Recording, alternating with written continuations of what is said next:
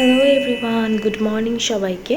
সকাল সকালই ঘুম থেকে উঠে এখন কিচেনে চলে যাচ্ছি। আমি সকালে একবার ঘুম থেকে উঠে যা করেছি সেটা হচ্ছে এই যে রাতে যা কেটে সব ডিপে রেখে দিয়েছিলাম, চিকেন, বিফ, তারপর পেঁয়াজ, তো সব কিছু এখন বের করে নিয়েছিলাম সকালেই। তো এই যে এখন কিন্তু একদম ডিফ্রস্ট হয়ে গেছে। তো আমার কিন্তু আর পানিতেও ভেজাতে হয়নি, যদিও মিট বেশিক্ষণ পানিতে ভিজিয়ে রাখলেও কিন্তু সেটা স্বাদটা নষ্ট হয়ে যায়। তো সকালে আমি একবার উঠে তারপর বের করে রেখেছিলাম। এই যে ডিফ্রস্ট কিন্তু হয়ে গেছে পানিতে না ভিজানো সত্ত্বেও।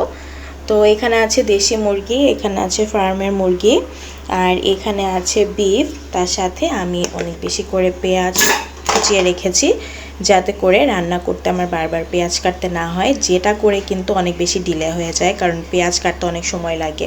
মানে কাটাকাটি সব রেডি থাকলে কিন্তু রান্নাবান্না করতে বেশ খানিকটা সময় লাগে না, খুব অল্প সময় হয়ে যায় খালি বসিয়ে দিলেই। তো এখানে তো সব রেডি আছে। আর এই যে তার সাথে কিন্তু আমি সকালে ডালটাও ভিজিয়ে রেখেছিলাম, যাতে করে ঘুম থেকে উঠেই আমি ডালটাও ক্লিন করে চুলায় বসিয়ে দিতে পারি। তো এখন আমি রান্নাবান্না স্টার্ট করে দিব। আর হ্যাঁ, এত কিছু করছি কারণ হচ্ছে আজকে আমার বাসায় গেস্ট আসবে, সো তাদের জন্যই। এই যে নতুন একটা হাঁড়িও বের করে নিয়েছি, এটাতে আজকে রান্নাবান্না করব, মানে বিফ এটাতে রান্না করব। নতুন কিছুতে আসলে রান্নাবান্না করতে অনেক মজা লাগে, তাই না? আমার কাছে তো বেশ ভালো লাগে, কার কেমন লাগে জানি না। সো এখন আমি ভালো করে ক্লিন করে তারপর আমি বিফ এই হাঁড়িতে বসিয়ে দিই। এই তো ক্লিন করা হয়ে গেছে। এখন বিফগুলো দিয়ে দেন মশলা দিয়ে ভালো করে সুন্দর করে মেখে তারপর বসিয়ে দিব।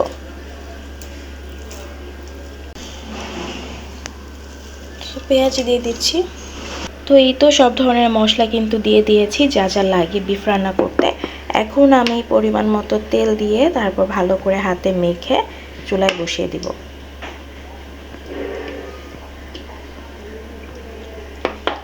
তো হয়ে গেছে আমার তেল দেওয়া। এখন আমি সুন্দর করে এগুলোকে মাখিয়ে নিব।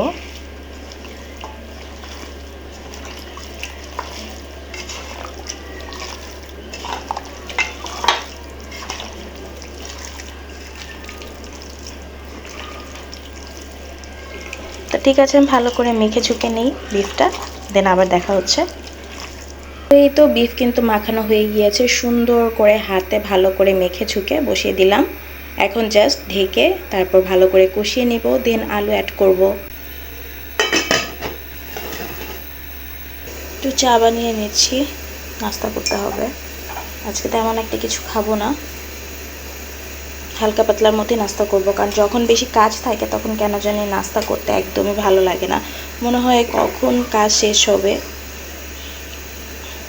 তো আমি চা বানিয়ে নিচ্ছি, চা খেয়ে মাথাটা ঠান্ডা করব। কাজ করতে গেলে একটা না একটা প্রবলেম হবে, যখন আপনি বেশি হাঁড়ির মধ্যে থাকবেন তখন কিন্তু কোনো একটা প্রবলেম হয়ে যাবে। ডাল ধুচ্ছিলাম আর এদিক দিয়ে কিন্তু পানি চলে গেছে, একদম টিপ টিপ করে পানি পড়ছে। এখন পানিটা কেন গেল সেটাই বুঝলাম না। যাই হোক, পানিটা যেন তাড়াতাড়ি চলে আসে। যদি কোনো প্রবলেম না হয় তাহলে মোটর ছাড়লে পানি চলে আসবে। আর এখন এই ডালটা এইভাবে করে রেখে দিতে হবে, পানি যতক্ষণ না আসে কোনো কাজই করা যাবে না। যাই হোক, আমি এদিক দিয়ে একটু ব্রেকফাস্টটা করে নিই।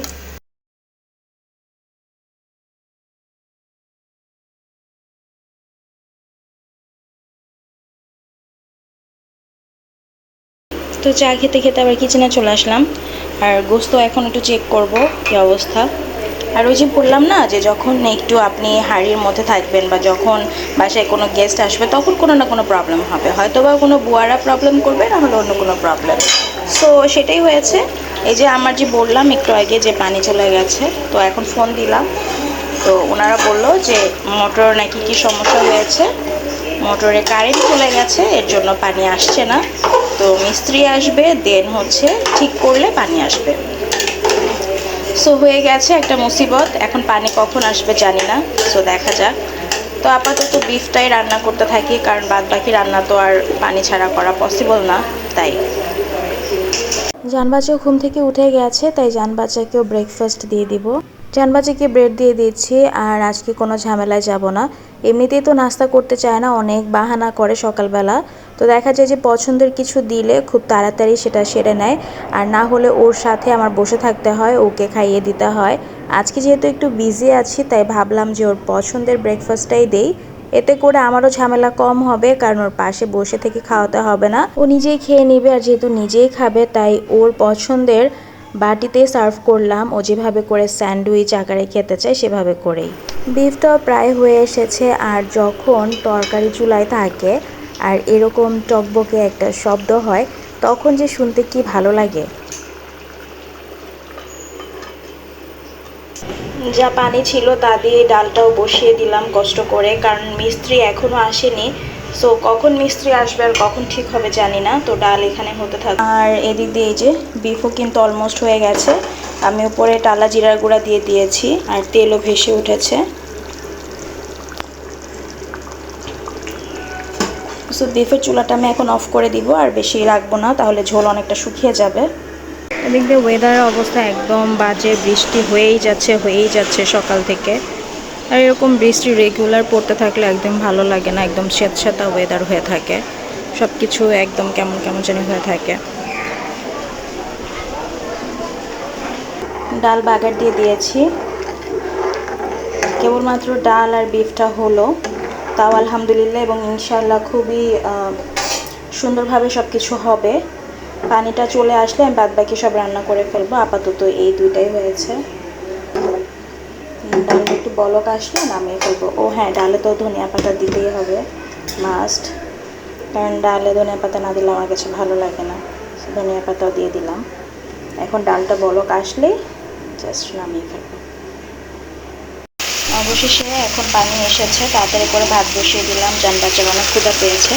আর এদিক থেকে চিকেনের জন্য মশলাটা ভালো করে কষিয়ে নিচ্ছি। ভালো করে মশলাটাও কষানো হয়ে গেলে চিকেনগুলো দিয়ে দিব।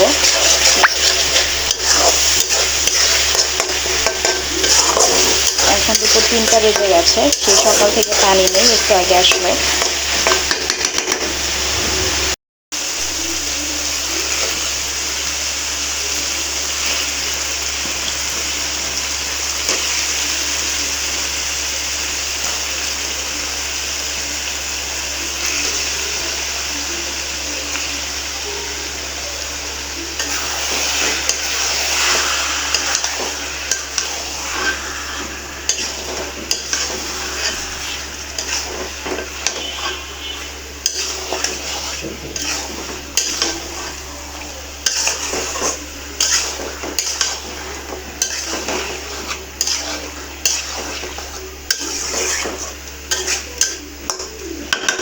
চিকেনটা চুলায় দিয়ে তারপর নিজের জন্য একটু খাবারও নিয়ে নিলাম।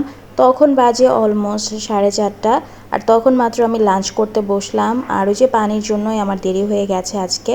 খাবার দাবার তো কমপ্লিট, আর ওদিক দিয়ে রান্নাবান্নাও চলছে। আর এদিক দিয়ে কিন্তু ঘর গুছানোর কাজটাও করতে হবে, কারণ হচ্ছে যে ঘর গুছিয়ে রাখাটাও কিন্তু অনেক ইম্পর্টেন্ট একটা কাজ। আর ঘর গুছানো থাকলে কিন্তু মনও অনেক শান্ত থাকে। শুধু তো রান্নাবান্না না, ঘরে অনেক কাজ থাকে, যেমন হচ্ছে এই যে ডাইনিং টেবিল, দেন হচ্ছে যে সোফার যে এরিয়া, সব কিছু আমি একদম গুছিয়ে নিয়েছি। তার পাশাপাশি কিন্তু রুমের বেড কভারগুলো আমি সব চেঞ্জ করেছি, বেডশিটগুলো। তো রুমও একদম পরিপাটি করে গুছানো হয়ে গেছে আমার।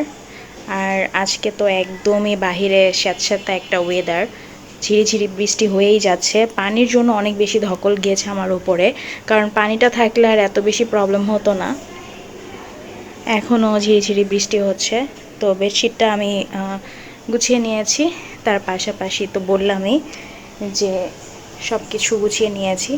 আসলে রুম পরিপাটি থাকলে, গোছানো থাকলে কিন্তু অনেক বেশি শান্তি লাগে, তখন আর কোনো ধরনের টেনশন কাজ করে না। তো সব গুছানো হয়ে গেছে আমার, এখন একটু রিল্যাক্সে থাকা যাবে আর একটু রেস্টও নিব, কারণ সেই সকাল থেকে কাজ করছি। সব কাজ শেষ করে একটু কফি নিয়ে বসলাম, একটু রিল্যাক্স হওয়ার জন্য, কারণ 1 কাপ কফি এই টাইমে শান্তি দেওয়ার জন্য একদম বেস্ট।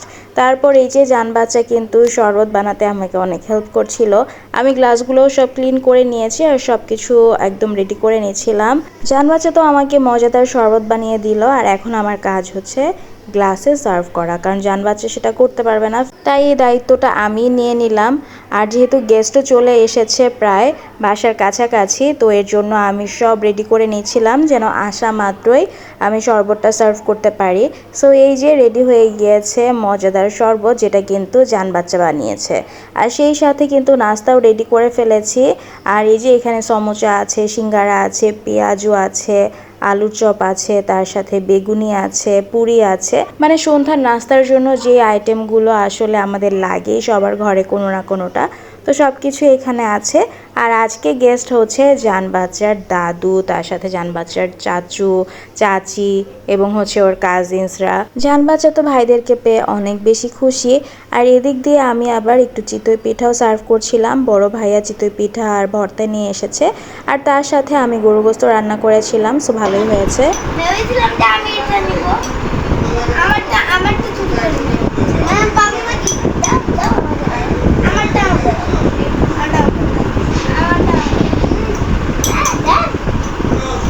জান বাচ্চাদেরকে আইসক্রিম দিলাম, আর এখানে জান্নাতের বাবা, ভাইয়া আর মার সাথে গল্প করছিল বসে। তো জান্নাত তো ওর আজকে দাদুকে, চাচা চাচু এবং ভাইদেরকে পেয়ে অনেক খুশি। ওর সময়টা আজকে অনেক বেশি ভালো কাটছে। এমনিতে তো একা একাই থাকে, একা একাই খেলাধুলা করে, নিজের মতো নিজে থাকে, কিন্তু আজকে সে ভাইদেরকে পেয়ে অনেক বেশি খুশি। আর ওর চাচা চাচু ভাইরা কিন্তু আজকে থাকবে, এটার জন্য তো সে ডাবল খুশি হয়ে গেছে এবং অনেক বেশি এক্সাইটেড ছিল।